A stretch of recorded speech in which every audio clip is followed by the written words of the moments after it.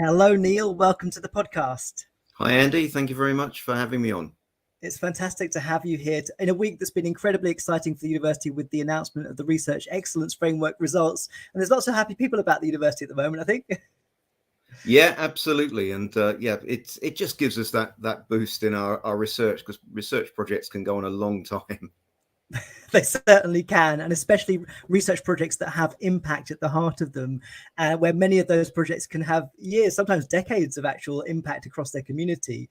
And it's wonderful to have this chance then to talk to some of the impact case studies that we submitted in this assessment, and just to hear the diversity of ways in which people are making a difference in their community, but also internationally as well. But to kick things off, tell us a little bit about who you are and what you do at the university. So I'm Professor of Criminology and Criminal Justice in the School of Health and Society, and I'm located within the Sociology and Criminology subject group. Okay, and so your research has been principally in the area of criminology over your career, or where did you sort of begin? Well, that's a good question. Yeah, right at the beginning, it was looking mainly at children's experiences throughout their childhood and children's rights, and really about bringing out the voice of children. And my PhD was looking at kids' views of smacking. So that was in the 1990s, and then looking at parenting and parenting in poverty and some real pressures on parents and how they coped, and families. And around about the late 1990s, a lot of policy and practice interest in kids and families was in young offenders, as they were known then, as kids who got in trouble, and what we can do about it. And there was a big sort of concern and panic around.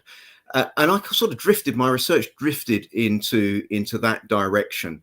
And I started evaluating institutions, custodial institutions, where kids were locked away at that time. And that's really, since that time, the last 20-25 years or so, that's been the real sort of bedrock of my research area. But more generally, now it's how do we help and support kids and families who are, get into trouble, getting caught up in the system. How can we help them? Because they're often the most vulnerable groups in society. And the starting point of that was their sort of realization that there was some real sort of inadequacies in the system for you that really sort of focused your attention then. Yeah, I mean, I came into academia. It wasn't for me about writing articles that would stay in libraries forever and never get read. It was making a difference, about making a difference, and growing up and I come from a working class background, and you see people in poverty really struggling, coping, and sometimes really the system doesn't help. It can work against people. So my impetus has always been about what can we do to make a difference? What can we do to change the system around that are meant to be helping to ensure that actually we can aid people sort of from getting in trouble, and really supporting and helping families and children in particular thrive in this country and wider. And so the research sort of methodologies that you're working with, presumably they're sort of social scientific in nature. What kind of approaches do you take then with that work? Is it starting off with looking at kind of policy or practice, or understanding what's actually happening in the sector? Well, it's mainly over the years, I've specialized in evaluations. So really, where you have policy and practice at the heart of the research, and trying to improve that policy and practice by getting in there and seeing what works, what doesn't work, and how and why.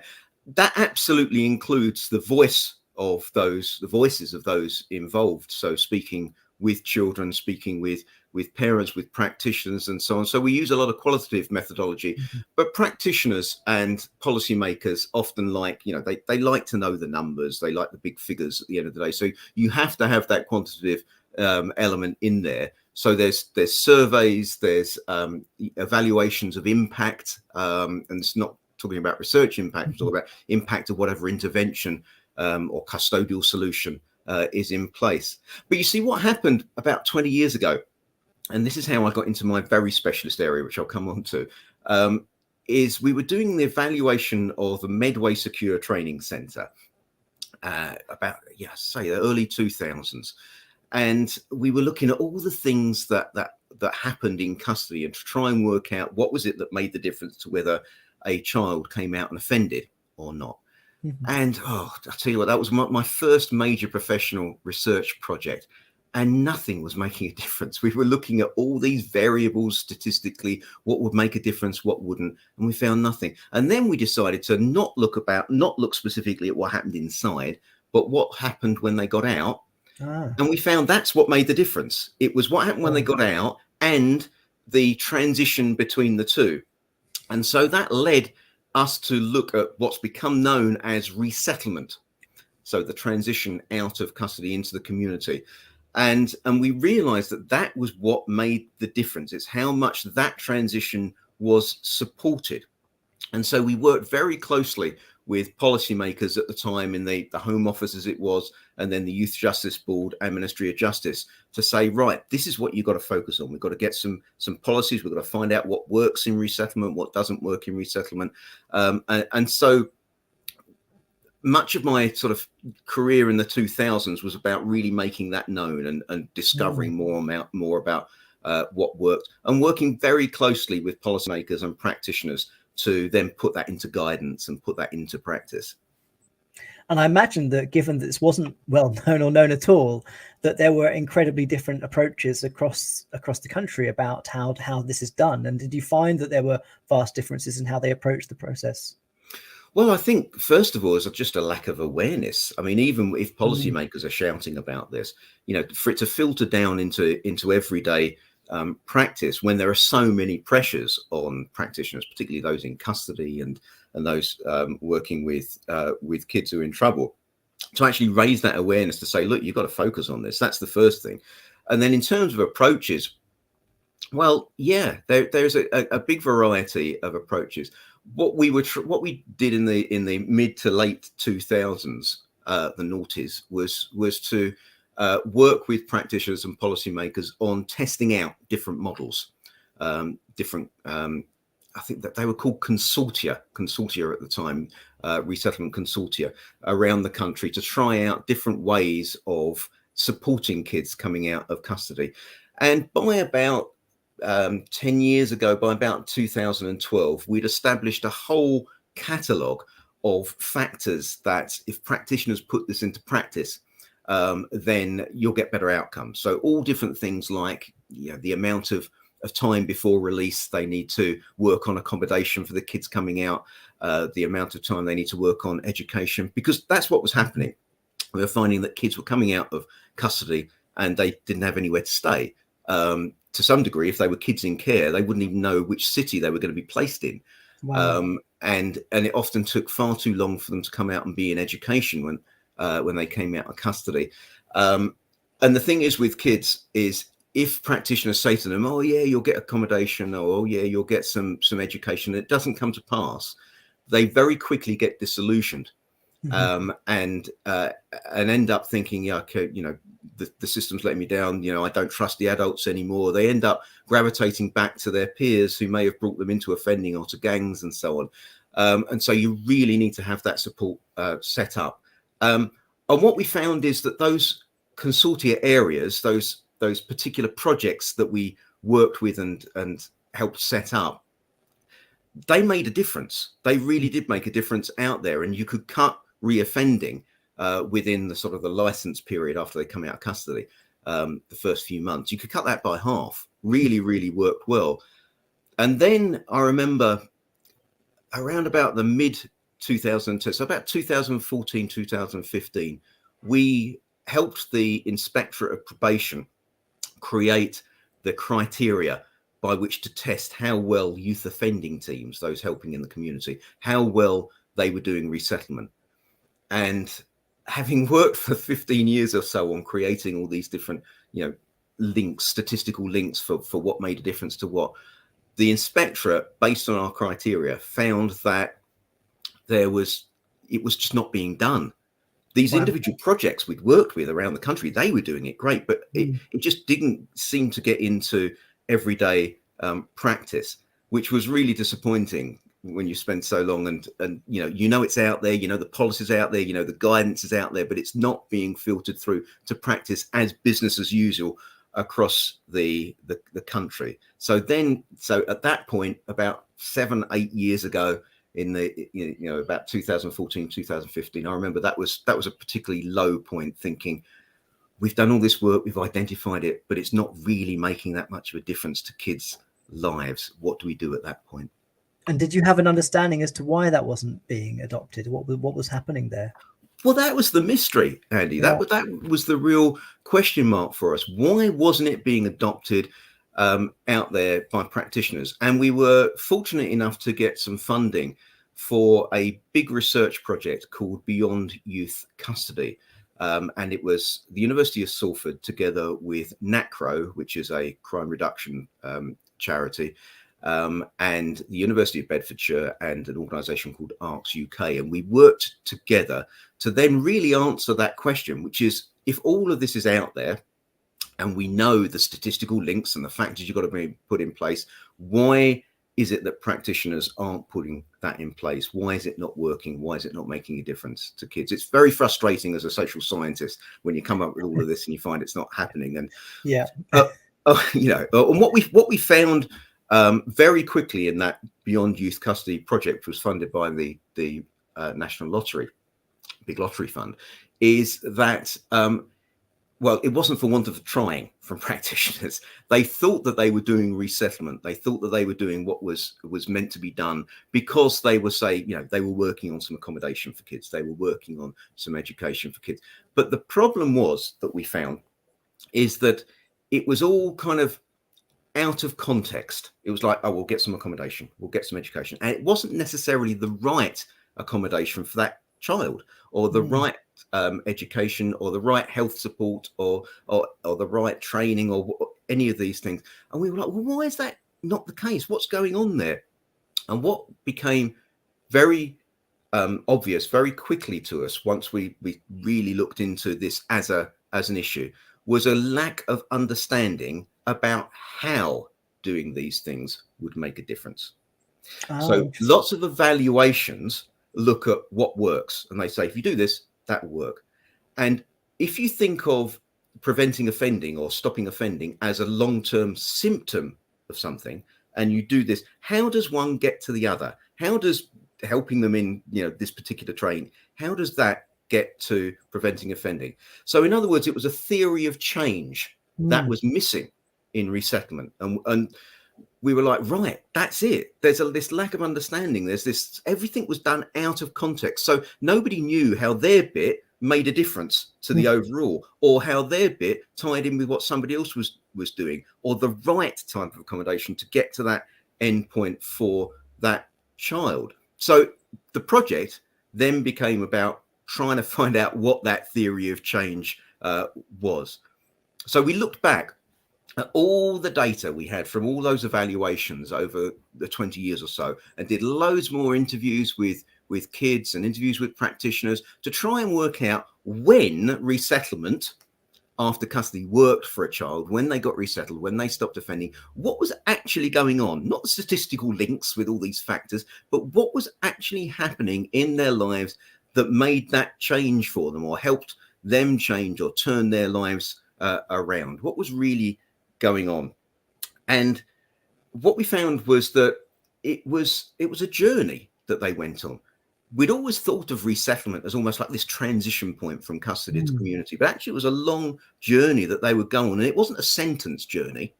It was a personal journey that they would go on, where there would be a change or a shift in themselves that happened and that needed to be supported. And what that change was a change in identity, a change in the way they saw themselves and their place in the world.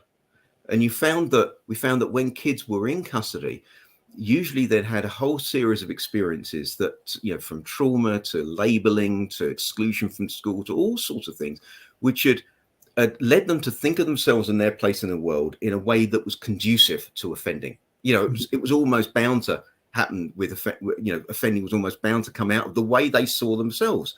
And that when resettlement was successful, there was a shift in the way they saw themselves to beginning to see themselves in a way that was allowing or going to allow or going to support sort of a constructive future. So they started to see themselves as having a positive place in the world, or having a future, or having a particular interests that would help them move forward. These building blocks for shifting their identity was different activities they managed to get involved in, and different interactions they had with people that would support this shift in themselves and start to buoy them up, start to say, yeah, actually you are a good listener, aren't you? Or you are good at this, or you are good at that. And so they can start to think about themselves in that way. Or different roles that they took on. So it might be, formal roles like a student, or it might be a role like I'm the one who fixes the IT in the area, or whatever. It's kind of all these different ways to help them think about themselves differently. So then, once we'd identified and recognized that, which actually had been seen previously with adults in something called desistance or secondary desistance, but here we were seeing it in practice and realizing that was the key to resettlement with kids. Once we got that breakthrough, it became about making sure that everybody recognized that if that's what makes the difference, that has got to be the aim of custody and resettlement if you're going to help kids thrive in the future, if you're going to help them sort of turn their lives around if they're in trouble, or really help develop them. It's about supporting that shift or development of pro-social as opposed to antisocial, pro-social identity.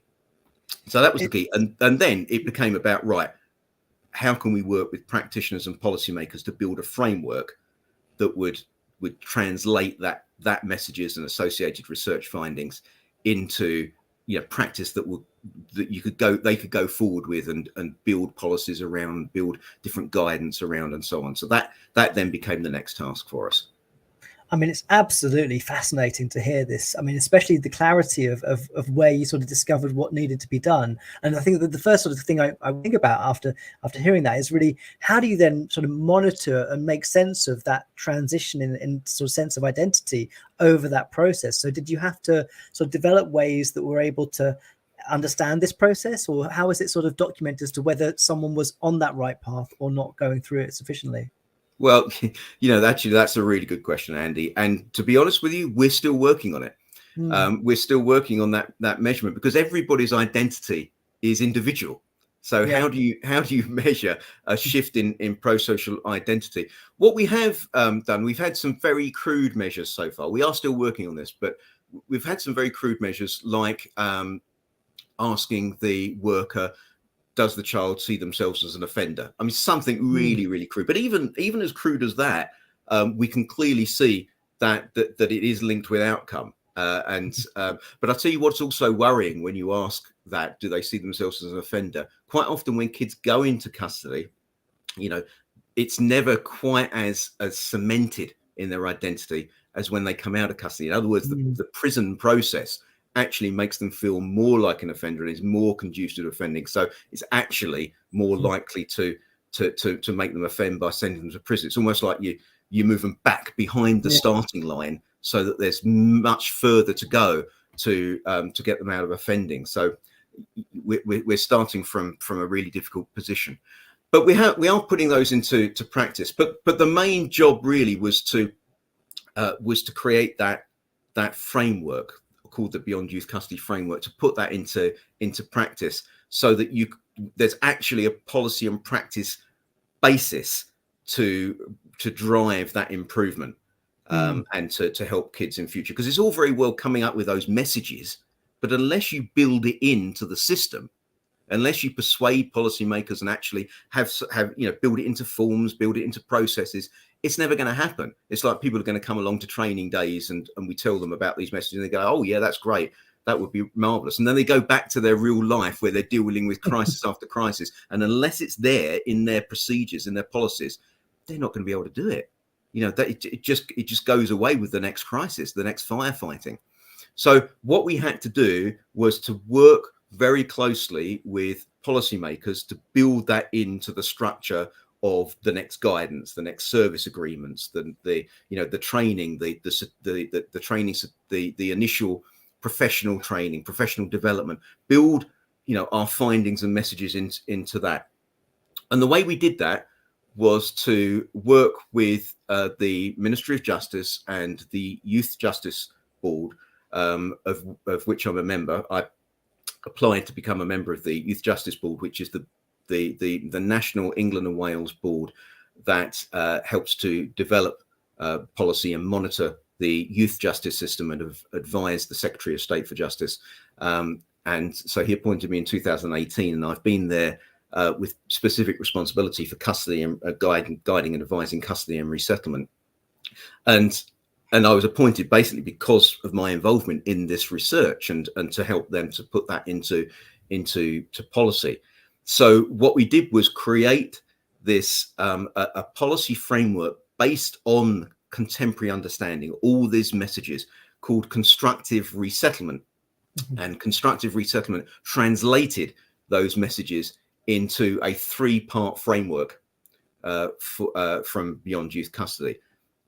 The first bit of the framework was the realization that you don't just rush to put in structural support like accommodation and training. That has to be the right support. So it means that you need a personal support, a load of personal support where you talk with the child and you understand their identity, what might be leading to offending. You help them look for a future identity. You help look for their strengths. And then you put in, you think about what route to get to their future positive identity you need. And it's once you've identified that route, then you can work out what's the structures, what's the accommodation, what's the training that we need to put in place in order to get the child there. So don't rush to that. That's the first thing. We call that constructive casework. Then the second was a set of 5 principles that we worked out are always associated with support that is successful, that is constructive, that helps develop identity. And that's become known on Twitter as the 5 C's, which essentially is about having consistent support, coordinated support, needs to be customized because every child's identity is different, needs to be co-created with the child because it's their identity, and it needs to be future focused and positive, constructive. So consistent, coordinated, customized, co-created and constructed. I found practitioners love sort of acronyms and 5 C's and 4 C's and so on. And the third of the 3 elements to constructive resettlement is a model of identity awareness, where we need to be constantly aware of what messages the child is giving us about who they are, about their identity. And they do that all the time. People do that all the time, from the language, from what they're doing, from what they're saying. They give over messages about who they are, the way they think about themselves and their place in the world. So we need to be alert to that. I mean, if in meetings on Teams, you can see people are giving messages about who they are, from the way they speak to the mugs that they have, that written on them. Everybody's giving messages. So practitioners need to be aware of that for children. They're often all the time telling us about who they are and the way they see themselves. But also practitioners need to be very aware of the messages that they are giving the child about the way we as professionals see those children. It's the classic labeling theory. If we label them or if we tell them they're bad or whatever, or they're risky, they're a risk to society. If you start telling them that, kids very quickly live up to or down to expectation. So if identity is based on interactions with others, then we need to be very careful about those interactions. So the constructive casework, the 5 C's and the identity awareness, we put that into policy framework, worked with the Youth Justice Board. Then it's about putting that into national standards, putting that into inspection criteria, putting that into training packages for practitioners, writing lots of guidance, which we did with NACRO and Beyond Youth Custody. Once you do that, it gets used and it's out there. And now we've got a good number. I think it's 50 plus youth offending teams around the country who are fully signed up to working with this and others. It's being built into the template for all youth justice teams around the country to say how they're going to tackle resettlement, now being specifically asked about, you know, how they're going to be adopting constructive resettlement. So once you start building it into these processes, working with policymakers and practitioners, that's the way to get out there, to get it out there so that it can be used. And these and at the end of the day, that's about practitioners using what we currently know, contemporary understanding from research that makes a difference to children's lives.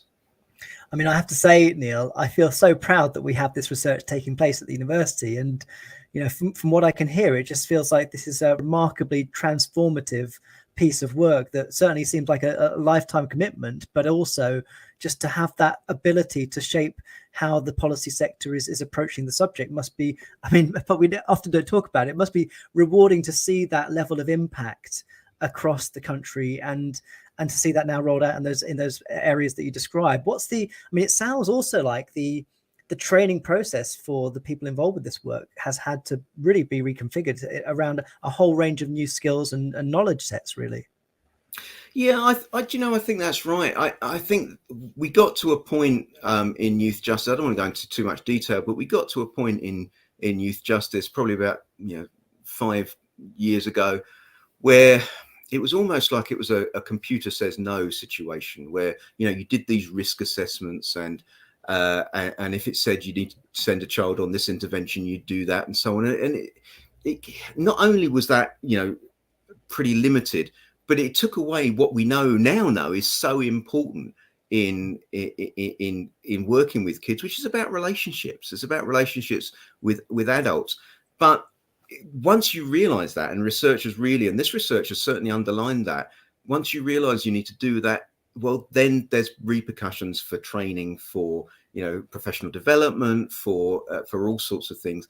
And this now, this theory of change, this understanding that it's about helping develop children's identity, that's now been built into a new guiding principle for youth justice, the youth justice sector, for all workers, all professionals within youth justice, called Child First, which is this is a bigger finding, something that a lot of researchers around the country and now appreciate, that actually, in order to really make a difference to children's lives, things like identity of development, that's the same as for any child.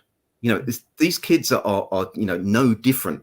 It's the same as for any child to thrive. And once you help any child thrive and treat them as children first, not offenders first, children first, then actually you're going to end up with better outcomes, less offending, safer communities, fewer victims out there.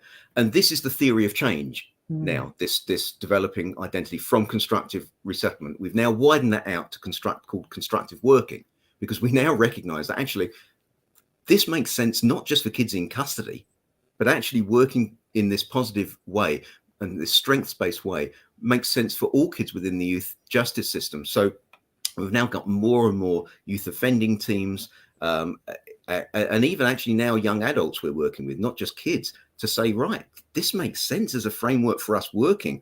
But yeah, to answer your original point, you're right, it's a different way of thinking about things. It's not just about addressing a risk factor that a computer has said you need to send someone on an intervention. It's about working with them, recognizing that everybody's different, everybody's identity is different, and let's help them to thrive as individuals.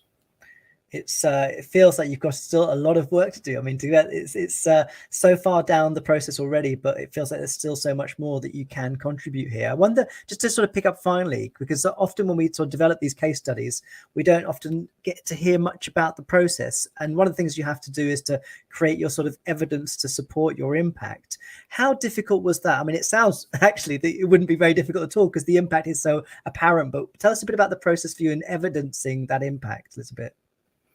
Well, I think, yeah, for me, it's been a career of doing this, of discovering research findings and then, using that as evidence to inform policymakers to put something else in place, and then using the evidence from an evaluation from that to put something else in place. So between the year 1998 and 2012, there was a whole series of research projects and evaluations where I was working with the Home Office and the Ministry of Justice and the Youth Justice Board to build this evidence base, as I say, and then to put it on their sort of resource hubs and let them use that to guide. So it's not sort of where we've just discovered one sort of piece of evidence. It's a whole load. But in the end, you do need to provide that evidence. You need to provide, good statistics and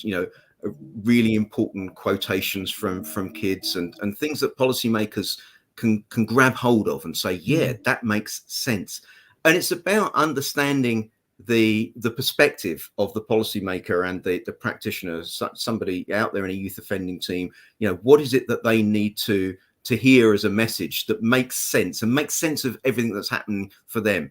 So, we're not the experts here, and we have to realize as researchers, we're not the experts. In everyday practice, what we're the experts in is research. So we can provide the messages, but then we have to work with practitioners, with policymakers to translate those into their everyday world and to solve the problem, that they face every day. And that's the critical thing. It's making sure that we can help them, because if we just produce these research findings, even a good evidence of what is needed to persuade them, unless it makes sense to them, unless you work actively with policymakers and practitioners, it's not going to happen. So a big part of my method, if you like, is actually working very closely and being proactive and going out there. As I say, I was seconded to as Deputy Chief Inspector of Probation. I was seconded to different inspections, member of the Youth Justice Board, been in various committees. You need to get out there and get in there to really make that difference, to make people aware. And I think that's been a shift in academia. That didn't happen years and years ago. You used to produce an article and almost like hope that it got disseminated. I think we recognize now that to make a real impact, you have to go out there and work very closely from the perspective of practitioners to play our expert academic role and to really make that difference. So yeah, you're right. I've been doing that, but also, I'm not going to stop doing that. That's, as I say, that's why I do this, to help make a difference and to help inform policy and practice. And these findings and the next set of findings that we have when coming out of the research projects that we're now involved in, that's going to go forward and hopefully, build on what we've learned over the past 20 years or so in this research. And that was going to be my final question. What is the next bit? What's the next big sort of hurdle for you? Is it just keep going, or what's the next bit for you? Well, I'm continuing in my role on the Youth Justice Board, so very much focused still within improving justice. I've been working quite closely with the Youth Custody Service on trying to embed this within these findings within their practice. So there's still a way to go to fully embed this particular work. So I'm not going to give up on that. But also now what I've started doing is working with adult probation more, because that beyond youth custody research that I talked about was not just with kids. It was actually with services up to 25. So now trying to get this into adult and young adult probation. So we have projects involved with Northwest and National Probation Services. So that's our next focus, to really kind of to help do the same thing as we've done with youth justice into young adults. So a lot of work there, and we've been funded by Barrow Cadbury Trust to work on that, as well as my sort of more general work looking at and kids' experiences with crime.